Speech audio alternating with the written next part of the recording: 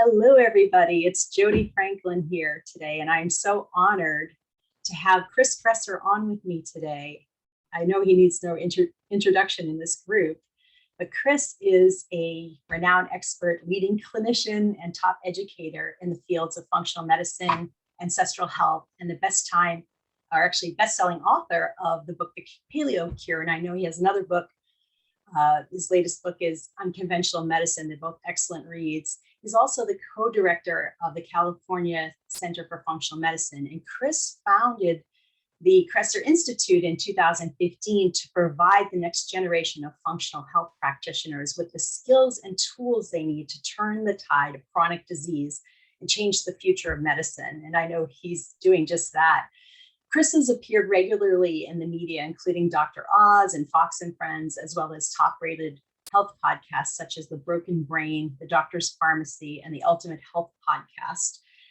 His podcast is absolutely fantastic. It's, I think, the best thing out there in functional medicine for sure. And I know, Chris, I've been stalking you for 12 years. You're a big part of why I got into functional medicine in the first place. So I want to just honor you and thank you so much for joining us today. It's so exciting, so thrilling to have you on. Thank you, Jodi, for the gracious and kind introductions. Always a pleasure to be with you. Absolutely. And I wanted to start out right away with the big question, because so many practitioners in this group, and some of them are in functional medicine now in the trenches, and others are learning about it and thinking about learning about it. Why do you think it's so imperative for practitioners to learn functional medicine? Yeah, that's a great question. And I think COVID has really amplified and highlighted the need more than ever. We know that unfortunately, having pre-existing conditions and comorbidities really dramatically increases the risk of serious outcome with COVID-19. And the latest statistics are just horrifying. 40% of the U.S. population is obese now. This was prior to the pandemic, but I've seen some pretty persuasive studies that have been published in the last few months that suggest that due to unintended weight gain because of lockdowns and some of the pandemic response measures, that it's very likely that number is closer to 45% now. So we're approaching 50, half of the U.S. population being obese and close to 70% being overweight. Chronic disease is on the rise. 7 of 10 deaths are caused by chronic disease. 6 in 10 Americans have a chronic disease, and 4 in 10 have multiple chronic diseases. The number of kids that is living with a chronic disease is over 30% now. I think getting close to 35% the last time I looked at the numbers. And this is just not sustainable. Clearly, we're going in an unsustainable direction. The Congressional Budget Office has estimated that the healthcare expenditures will consume the entire federal budget as early as 2030 or 2035, which is in all of our lifetimes. And so we need to find a way to get this under control. And clearly what we've been doing so far is not working. Conventional medicine really kind of was created back in the early 20th century. I mean, what we know of today, and of course there's been a lot of progress since then, but it came out of a time when the primary challenges were all acute infectious diseases like typhoid and tuberculosis and pneumonia, or other causes of people going to the doctor at that time were like a really bad injury or, some other kind of emergency. And that's what conventional medicine really came to excel at. And it still is amazing in that way. If you get hit by a car, a hospital is the right place to be. And if you have something on your skin that needs to be removed, then you're going to get really good care and support for that. And we need that. That's important. But I think we can all agree that conventional medicine has fallen short when it comes to treating chronic disease, and chronic disease is the biggest challenge that we face from a healthcare perspective by far today. And that's really where functional medicine can fill the gap, because in functional medicine, we're focused on identifying and addressing the root cause of disease. And that could be anything from poor diet to not getting enough sleep to an undiagnosed, gut infection to hormone imbalance to heavy metal toxicity, any number of potential causes. If you are able to identify and address those causes, then the patient can get well and stay well without unnecessary drugs and surgery. And it's a win-win, a triple win, really. It's a win for the patient because then they don't have to take drugs or have surgery that they didn't otherwise need, and they feel better. Functional medicine often has positive side effects. It's a win for the practitioner because when we are able to help people to transform their lives and become the healthiest versions of themselves, it's incredibly gratifying and rewarding, which is the opposite of what a lot of conventional practitioners tell me they experience in their work. And it's a win for the healthcare system. We know it costs about $15,000 a year to treat a patient with type 2 diabetes. So you don't have to be a math genius to figure out that if we can stop someone from developing diabetes, when they're 40, we could potentially save the healthcare system, $600,000 over the lifetime of that patient, and likely even more, because they usually go on to develop other complications that are costly as well. So it's really, I think, the best and only a way that we're going to get out of this mess that we're in right now. And that's why started the practitioner training program back in 2016, and I'm really excited to keep it going. Yeah, it's just incredible what is possible. And I think so many people don't realize that for the most part, just about everything is figure-outable and reversible, or, almost everything. And, or maybe we can't get them 100% better because there's too much damage to a certain organ or part. But man, if you could get them 80% better, they feel Absolutely. so much better. And to your point, this diagnose and prescribe model is not sustainable. And I think polypharmacy is a big, major cause of death as well, no? Some estimates suggest that the iatrogenic events, so that's not just,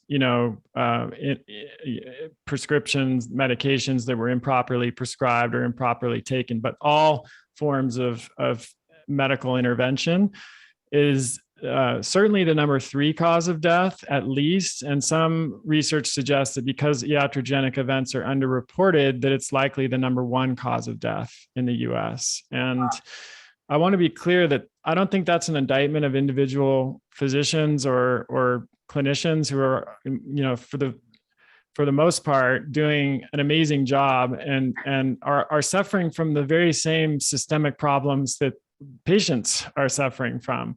Most clinicians that I have trained and have met with over the years don't like having only 10 to 12 minutes to sit with a patient and talk to them. They would much rather have more time. They would much rather talk to them about their diet and their lifestyle. They would much rather be able to do more meaningful testing and get to the root cause of the problem. But they're stuck in the same set of limiting circumstances that the patients are. And so that's why I wrote my second book on conventional medicine, because I really see the change needing to happen systemically.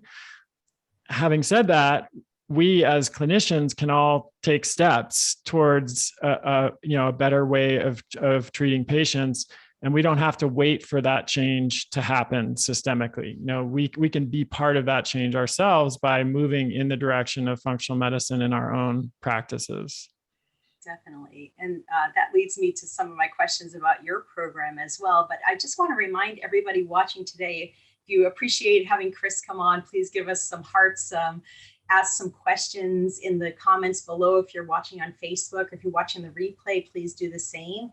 And also, if you are listening, participating live, if you have any trouble hearing Chris, I think one person is, you can go on the Facebook group and listen there. I think everyone else can listen.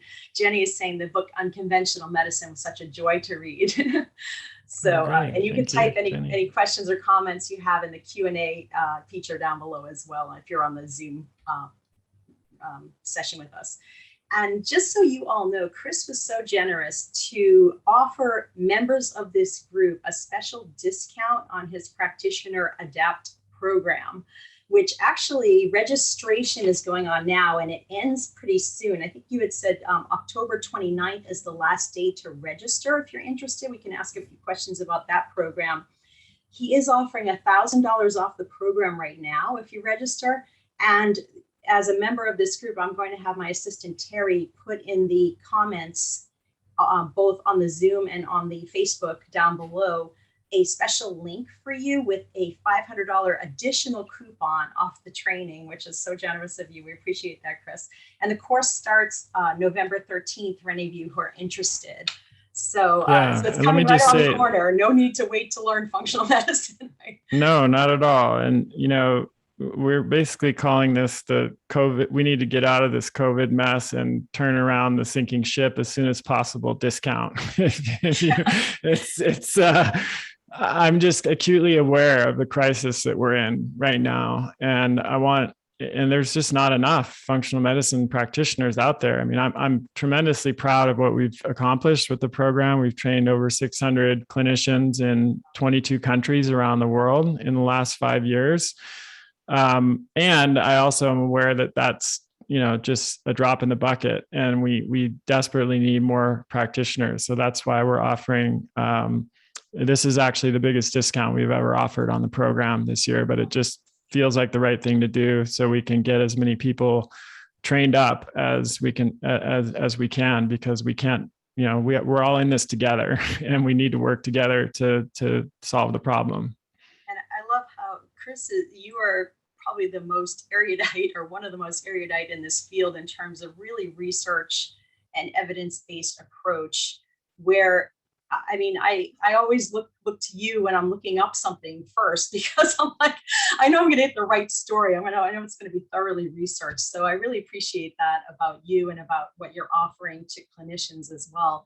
But I'm wondering if you could tell me, what are some of the outcomes that you've seen from functional medicine versus conventional medicine? What are some of the most amazing outcomes that you've seen from the students and from your own practice that you've just? Yeah. Well, I mean, one comes to mind. It was very recent. We had a patient come who has Crohn's disease, which I'm sure obviously this is for practitioners, so everyone knows what that is.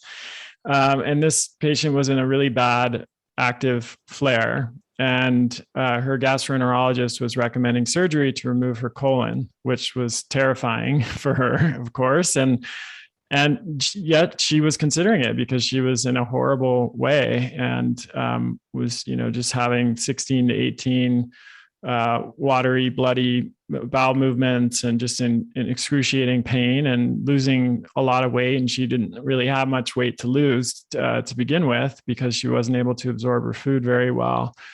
And she, you know, we got her in quickly because she was in such dire straits, and through a combination of, you know, pretty intensive dietary strategy initially, just to get the inflammation under control, and some, you know, targeted anti-inflammatory supplements and things also to, you know, to reduce the inflammation, allow her to start absorbing some nutrients, and then start to turn off that immune hyperactivity and flare.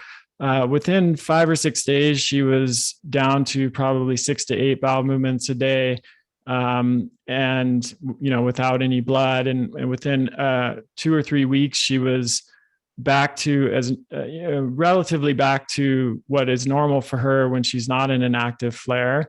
And within 4 or 5 weeks, she was feeling better than she'd ever felt in memory. You know, she'd had Crohn's disease since she was 17 or 18 years old, and she was in her early 50s when she came to see us. So not only did she save her colon and not have the surgery, because she went in to see her gastroenterologist, and they did another colonoscopy, and he said he had to check the files because he thought he was looking at somebody else's colon. You know, from the colonoscopy. He'd never seen her colon look like that in the entire time that they had been working together.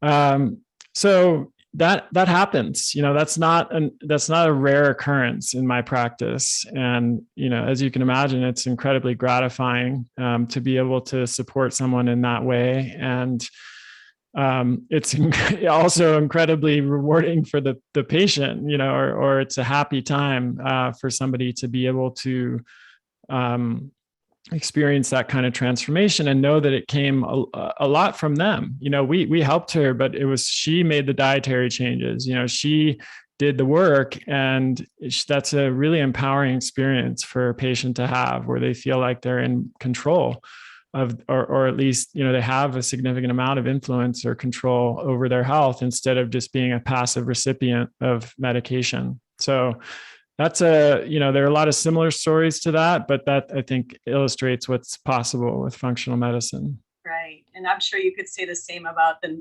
numbers of gallbladders you've saved in other organs as well. Thyroid glands, gallbladders. Yeah. Lots thyroid, of, yeah. Even we just had a liver transplant a patient come to our practice, and we saved her she's no longer on the transplant list. I mean, it's incredible what is possible with functional medicine once you have the know-how, and a real rich, deep know-how, which is super important. So people are asking about some other programs and how it's different from some other programs. What distinguishes ADAPT Practitioner Training Program from other functional medicine training programs out there? I think in a nutshell, readiness to practice is probably the way I would put it. We have people who've gone through other functional medicine programs and even become certified by those programs who have not felt ready to actually practice functional medicine in a real way in their clinic. And then when they do our program, even before they finish, they're practicing functional medicine. They're doing it in a way that they feel confident in, and they feel is effective. And there are a few different reasons for that. One is that, I learned functional medicine the hard way many, many years ago, before there was a lot of training available. And in the training that was available, I felt was helpful in a kind of general way, helping me understand the concepts of functional medicine and the principles, but there was nowhere that I could go to learn how to actually do it. Like, what lab should I order? How do I interpret that lab? What kind of protocol should I prescribe based on those lab results? Okay,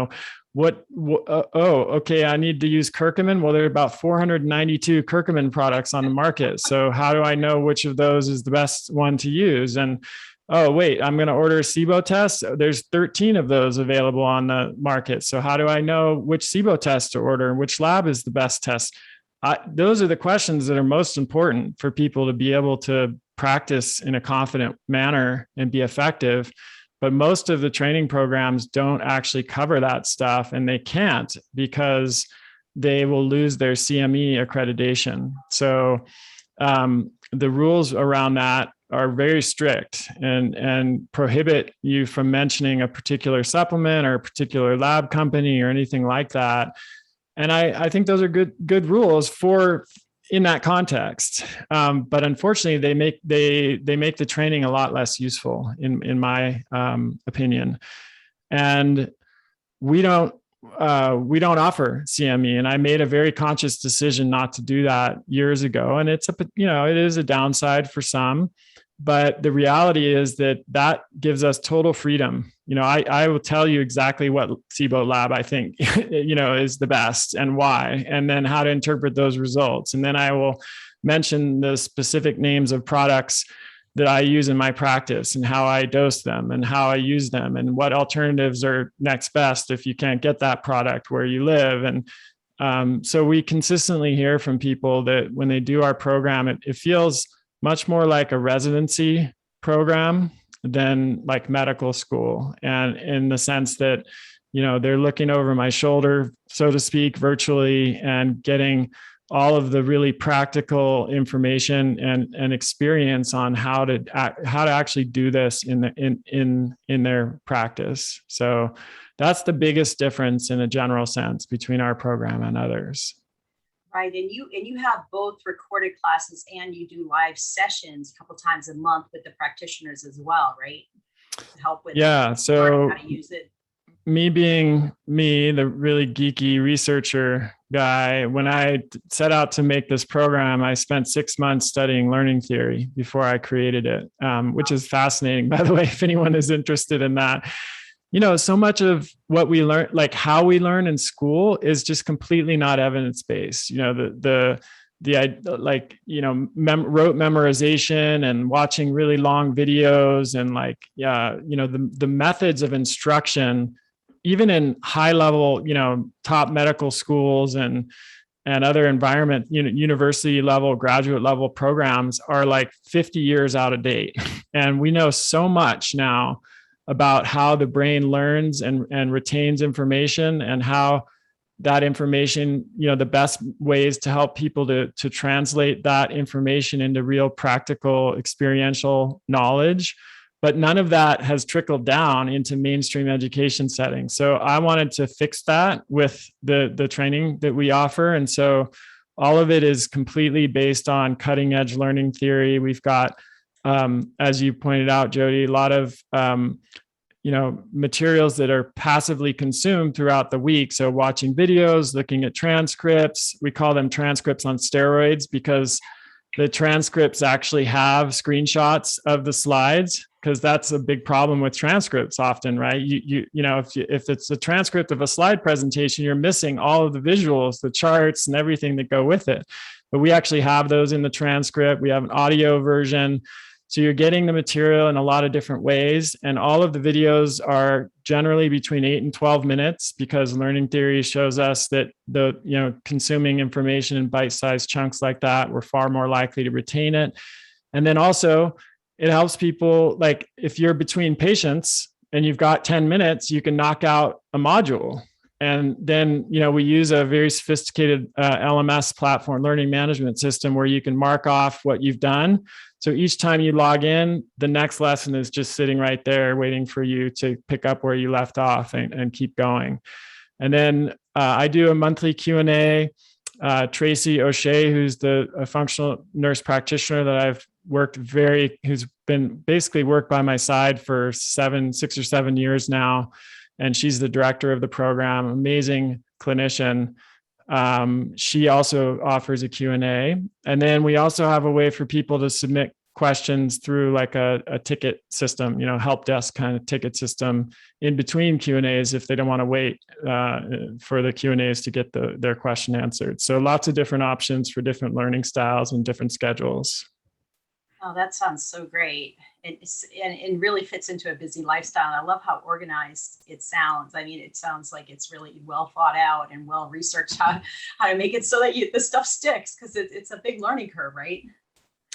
It's a big learning curve. And the good news is we've been at this for 5 years now. So we iterate on the program all the time, and we're constantly refining it and make it even better. And this year, this fall in particular, we've done some of the biggest updates that we've ever done in the program. So we've completely overhauled the new SIBO module, for example, the SIBO module. There's now hydrogen sulfide as a third breath gas is now available to test, which is relatively new. Before it was just methane and hydrogen. So we updated that. We've updated the gut stool testing section because some new options have become available there. And this field is always growing and evolving. And so we always want to stay on the cutting edge. And the good news is that once you do the program, you get access to those updates for a period of time. And then we have an ongoing membership as well for people who want to really stay connected and be part of our clinician community and get all of the most recent updates for years, after they've graduated from the program. That's so great. And I love that you get the live sessions, and you guys get access to Chris Kresser, which is can't be beat. I enjoy those sessions a lot. I learned so much from the students that I train as well as the patients, of course. So it's never stop learning, and that's what I love so much about this field. And there's such great training out there for functional medicine. I just think this is such a great place to start. And why not set yourself up for success? Because that we talked a little earlier, Chris, and you said that there, about the business training within the program. It's you're going to not just learn functional medicine, but what good is all the knowledge in the world unless you can use it effectively in your practice, right? So Can you tell us a little bit about how you prepare people to use functional medicine and what the training is like on that side? Sure. Yeah, we again, back to learning theory, we embraced a case-based learning format. So some of the most progressive medical schools like Harvard, Case Western are doing this. And what it means is from day one, you start learning from cases, instead of like doing 6 months of like textbook learning and didactic training right from the start, we're saying, okay, here's a patient, 55 years old, history of heart disease, blood sugar is this, what are you going to do? And, that's so much richer of a way of learning a practical skill. It's kind of like, we often use the analogy where like, if you want to learn to play tennis, you can read a book about tennis and then you could sound pretty knowledgeable about it at a cocktail party, but you're not actually going to be a good tennis player unless you get out there on the court and start practicing. So with the case-based learning format that we employ, right from the very beginning of the program, you start learning to apply the knowledge with actual cases. And then we have case assignments too, where we give you a case and we ask you what the answer, the solution is, and then you get to work on it and figure that out yourselves. So that's a big part of the learning. And then another, along those same lines, the whole program, as I mentioned earlier, is oriented as kind of a residency where when we talk about SIBO, for example, we're talking about the labs that are out there and how you choose the best lab based on your circumstances, and then how you interpret those results. We're not talking about that in general terms. We're using actual results from actual patients, and we're saying, this is how you interpret them. And then this is the treatment that we used in this situation and why. And then we give you like several different ways that you would change that treatment based on your own patients. If the patient has this condition or this situation, you might add this or take this away. And then we often have a follow-up, like here's the follow-up lab result from 2 months later. And this is what we did after that. And this is why we think that the lab test was that way after 2 months. And so it's very experiential. And because I just knew, from my own experience that that's what's needed to actually learn how to practice functional medicine. It's like compressing, 5 years of shadowing someone in a clinic or shadowing me in the clinic in 1 year of training. And it's really kind of the training that I wanted to, would have liked to have taken myself, but wasn't available when I was learning functional medicine. Well, that's great. You could take what you can make it all better from your own experience, from not having anything out there to creating what you've created is just awesome. We have a couple questions. Sherry's asking on Facebook, do you have any ideas for helping excruciating nerve pain that happened post-Cipro? Gluten and dairy-free helps. I could ask the same question. I've done a few rounds of that. I've seen that happen so often with Cipro. It's a really nasty drug in that respect. And I really, feel for you if that's happening with you or any patient that is going through that. Yeah, I think a lot of the stuff with nervous system, gut support is really important. The gut is an extension of the nervous system and part of it. And of course, one of the ways that Cipro causes that problem in the first place is the impact that it has on the gut microbiome. And so I think, balancing and regulating the gut microbiome is a big piece of that. So probiotics, prebiotics, fermented foods, more fermentable fibers, bone broth, all of the stuff that we talk about for cultivating more gut health.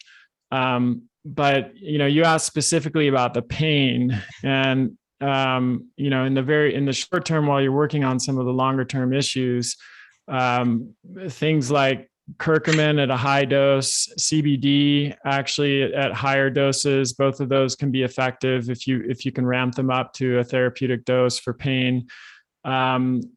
Therapies like pulsed electromagnetic field therapy, or PEMF, which increases microcirculation and has a powerful anti-inflammatory effect. photobiomodulation. So like near infrared light and sauna can help with mitochondrial function, which is really important for the health of the nervous system. Those kind of those steps can be helpful like in the interim while you're kind of dealing with some of the longer term issues. Yeah, great advice. I know I have a colleague, Heather, down in Florida, who has a whole practice based on Cipro and being floxed. She's Cipro mitochondrial repair for those. It's that common, right? So I mean, that's where the PEMF and the sauna come in, and things like PQQ and resveratrol and anything that has that mitochondrial support. Exercise, of course, that's a chicken and egg, because a lot of times with the pain, it's very difficult for people to exercise. But even finding some way of exercising that isn't too painful is really important and helpful for supporting mitochondrial function. So sure. Yeah, I found actually NAD helps me quite a bit. I feel a lot better on it. But, NAD is one of the good MitoStack supplements really that you can consider.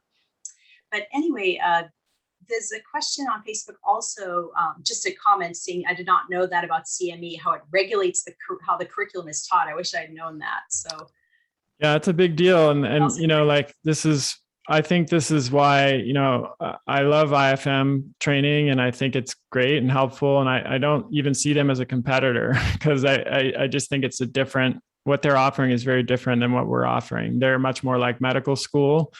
And because they offer CME, they have those constraints. And the great thing is you can get CME if you do that training, and you get pretty awesome foundational knowledge through IFM. I know a lot of the clinicians who teach there, and I'm good friends with Mark Hyman, and Patrick Hoffman. I love what they've done. They've been, I have deepest respect for them and their offering. And it's very different than what we offer for that, for that reason, among other reasons. IFM is also many voices. And there's some upsides of that, but there's some downsides as well, because you don't get as cohesive of an approach. Like, that's why I continue to come back to calling this a residency. When you do a residency, you're learning from a particular person or a particular group of people. You're not learning from 30 different people typically. Or there could be overlap too, right? Yeah. Or even contradiction and different perspectives. And at a certain stage of learning, I think that can be really useful. But if that's too early in the learning process, I think it can just be very confusing for people. So it's not that we're trying to teach people to do things only my way. We're very focused on helping people understand why we do it the way we do it. But I think it's very useful to learn a way, first of all. And then once you master that way, you can then, and should, and we encourage people to then, branch out from there to build on their knowledge, that foundational knowledge, and develop their own style and approach to practice. But I think it's kind of like in martial arts, right? In a lot of martial arts, you learn the basic forms first, right? You learn, like in karate, you have the kata. So you do all of the movements. They don't just throw you in the ring and say like, good luck, I hope it works out. Like, throw some chops and kicks and see what happens. Like, no, you have the whole form first. And then from there, each fighter develops their own style that, based on that form. Another analogy would be scales in music. You learn, and you're learning the piano, you learn scales, and you learn to read music. And then from there, you can improvise. But if you try to improvise without knowing those scales, it's just going to sound like you're banging on the keyboard, basically. So exactly. That's kind of why I think that's important. Absolutely. Well, there's some other questions in terms of telemedicine. If practitioners want to get into doing telemedicine, is ADAPT appropriate for them, the training that you're offering? Absolutely. We were kind of very early in that, long before COVID came along. We were teaching telemedicine right from the start, actually, even in 2016 when I created the program. And the reason for that is that I had a pretty heavily telemedicine focused practice from the get-go, because I started my practice right out of school, and I already had a pretty large online platform at that point. So when I sent an email out saying my practice was open, I got a lot of inquiries from all over the country and actually all over the world. And initially, we were requiring an in-person visit. And we did that actually up until COVID for the first visit. And then we would allow people to do, telemedicine after that. Since COVID hit, it's been 100% telemedicine in many cases. And some of our clinicians are starting to see people in person again now. But so this is something we have deep experience with. I've been doing telemedicine for 10 years. And so we include that in the training, but how to structure that, how to think about it, how to get the best results, even, technology platforms and stuff like that. So it's a big part of our training for sure. That's really great. And for those of you who are on the fence about learning functional medicine and doing this program, I just want to encourage you all. There is such a demand for functional medicine now. I know some people don't even know what it is, but I know that for me, just personally, I didn't know how much of a market there would be. I sort of thought I'd do this sort of part-time and see how it goes, where, I have a full practice now. I have waitlisted people who work with me, people coming from all over the world to try to work with me, because there's nobody in their area helping them. So we need to spread this across the world. We really do. We need more practitioners getting into this kind of training so that you can practice functional medicine competently, get great results for your patients, breakthrough results for your patients that will come to you and bring all their friends to you. So many ways to do this, and get, group programs. There's all kinds of things to do. But if you're really looking to, I'm sure you got into medicine in the first place to really, you have a deep desire to help people. And there's no better way than getting to the root causes of these diseases and really and figuring them out. And it can be so gratifying when you have a patient that comes to you on 20 different medications, and by the time you're done, they're down to 1 or 0, So, Yeah. And to your point earlier, it's not that these medications are evil. They're necessary for stability and triage, but they're not, a lot of them are not meant for long-term use, and have their own problems, right? So, any other words, anything else you'd like to add, Chris? Any of you have questions, go ahead and type them in the comments below, and on the chat as well, if you have any questions, or the Q&A toolbar, and I'm happy to answer them. Go ahead, Chris. Yeah, not much to add. I think you've covered it pretty well, and they've had some great questions. I would just say, I know it's a big change to make for a lot of folks. I've talked to so many practitioners from so many different backgrounds over the years, emergency medicine, people who are ER docs full-time, working in a hospital, to people who are, just coming out of school in a, maybe as an acupuncturist or a chiropractor or naturopathic doctor, and already know that while they got a lot out of their learning, they want to do functional medicine, to, maybe a family nurse practitioner who's working in a kind of primary care setting, the family physician. It's a big no matter which of those environments you're coming from, it can seem like a big change and a leap of faith to enter the field of functional medicine, start your own practice, and do all of that. It's pretty hard for me to think of many examples over the years that we've been doing this of people who regretted making that choice. Yes, it can be difficult. Sometimes there's a transition that you have to make, but it's so much more rewarding in the vast majority of cases than the work that someone is transitioning from.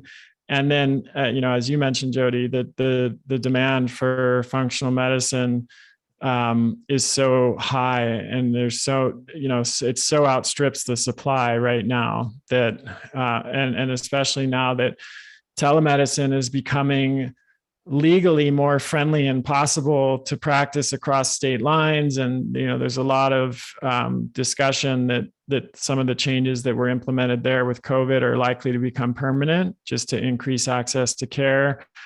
That opens up a lot of possibilities, where now you're not limited to patients in your small geographical area. You could potentially be, treating, have access to the 300 plus million people in the US and even internationally. Like, I've gone back and forth accepting international patients over the years because there are some challenges with that in terms of getting the right labs and treatments and stuff. But it's totally possible to do. So then you've got a huge, orders of magnitude larger potential audience of people that you can help, and that can, that you can grow your practice from. So that's a really big difference, I think, with functional medicine and a lot of other. Nobody's going to consult with a primary care doctor in another state. Why would you do that? But they will definitely do that with a functional medicine specialist. Right. Yep. For sure. And there's a couple of questions here. Jenny's asking recommendations for working in an NP restricted state requires a collaborating physician and multiple other requirements. Not many functional medicine clinics around me, and a collaborating physician can be quite expensive. Not sure if this is a question that can be answered here. I think Aileen had a similar question. She's saying any access to, she's another NP actually, Aileen. NP, and she's wondering if there are other collaborative physicians for those NPs in slow states. So yeah, one thing to do would be to check our directory, kresserinstitute.com, and click on the directory and look for practitioners that we've trained, because they would obviously be good potential partners to collaborate with. And then IFM has a directory as well. Start searching, just Googling for functional medicine practitioners in your area, or even integrative medicine, naturopathic doctors. They're generally going to be more open to that kind of arrangement. And we've seen that work really well. There's a ton of people in our program who are doing these kinds of partnerships. And one of the ways that we've seen it work well is an NP, or sometimes we've had a pharmacist do this because they're not able to, they're not licensed to practice medicine themselves. But if they're entrepreneurial and they are passionate about functional medicine, we had a situation where a pharmacist approached an MD and said, "Hey, I'm really interested in functional medicine, and I know you have some interest in it. I'll take this program and learn everything about it, and then I'll bring all this knowledge back to you, and we can collaborate and do this together." And I've seen that work with pharmacists, with NPs, with RNs, with lots of different types of practitioners, because there are a lot of clinicians who would like to learn, but they just can't. They don't have the time, to do it, or maybe they're later in their career and they don't want to, embrace a whole new paradigm for practicing, but they're interested enough to bring someone in who's maybe a little earlier in their career, and to give, start offering that service to some of their patient population. So I think if you can, consider what's the win-win scenario, how could you approach other people, clinicians in your community and make it work for them, offer something to them in that partnership. It tends to work really well. Yeah, that's great advice. And I know there is a lot of demand out there. There's a lot of resources out there. And I think the more you position yourself with functional medicine knowledge, the more opportunities open up for you too in this field. And I've been approached by a couple of practices asking me to join, and I'm just too busy on my own now. But I know, but the more you know, the more of a commodity you become with it, which is great. And I'm wondering, maybe you could answer this too. One more question of who the program's for. Now, this is only for licensed medical professionals. Can pharmacists join? Tell me what. Who's eligible? Good question. So I'll give you the short version, and then the best way to answer that question is we have an eligibility survey. So you just go to this webpage and you answer a bunch of questions, and it will tell you immediately if you're eligible. So that's that's a good way to do it. That's kresser.co/practitioner eligibility, all one word. And then the short version of that, yes, this is generally for licensed practitioners. So that could be, medical doctor, DO, NP, PA, OT, PT, could be a doctor of chiropractic, could be a naturopathic doctor, could be acupuncturist. And nurses too, did you say? Or? Nurses, yeah, nurses. So, and then there's like some gray area, there's people like, for example, a pharmacist who is typically not licensed to, prescribe and order labs and stuff on their own, but in partnership with a clinician, they can do that and can be very effective in that function. So we allow them as well and encourage them to apply. Who it's not, we don't accept, and it's not a really good fit, is someone with no license or health or medical background, like someone, for example, who might want to become a health coach. We have a health coach training program, and that's for those folks, and that's very important work. And so it's not a question of like what's better or worse. It's just like the training is geared towards teaching people to use functional medicine, order the functional medicine labs, interpret them, and prescribe treatment as a result of those lab tests. And if you can't, because of your scope of practice, if you can't order the labs, interpret them, or prescribe treatment based on them, then the training is not going to be as useful. So that's what this practitioner training program is really designed for, people who are already practitioners. And one more thing I guess I should say is if you're not already a practitioner, it won't make you one, because we do sometimes get that question, like, can I do this instead of medical school or instead of something else? Right. No, you can't. You have to already have that qualification.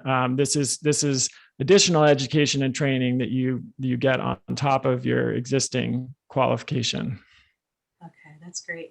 And those of you who have any people that that are health coaches interested in Chris's training, I have another Facebook group called Health Coach Educational Network, and we have a special deal on that program. Chris, I interviewed Chris in that group as well, so they can join the group, watch the interview about that school. So it's a little different, very different scope, and very different program, but it's excellent as well. So, of course. So anyway, Chris, I want to thank you so much for coming on today. Please do join our group, not health coach. This is functional medicine for physicians, NPs, PAs, and nurses, and maybe you guys can put your questions in. Hopefully we can get Chris to come on again to answer other questions that you all have. But for those of you who are interested, you can literally start this school in 3 weeks. And I know if you sign up today, you're going to get some stuff to start on right away that can get you going now and start learning right away, which is wonderful. Yeah. And you're going to get a total of $1,500 off, $1,000 off that he's offering as an incentive right now, and an additional $500 off by using the coupon code PTEN. That's P as in Peter, T-E-N as in Nancy, 500. So add that in, you're going to get another $500 off. Really good value. Program is very reasonably priced. I know there's programs that are triple as much out there right now that offer that kind of one-on-one attention with the practitioner that's teaching the school. This is very affordable and doable, and you can fit it into your busy lifestyle. And I hope you all decide to go ahead and get the training. I think you're going to love it. But thank you. Yeah, I hope to see some of you in the training this fall. It's always such a pleasure to work with students from all around the world and get this work out there and start changing lives. So hope to see you in the training, everybody. And Jodi, thanks again. It's always a pleasure to talk with you, and I appreciate your advocacy for both functional medicine practitioners and health coaches. It's such important work. So thanks for fighting the good fight. Oh, thanks. Take care, everybody. Take care, Chris. Thanks. Bye-bye. Bye.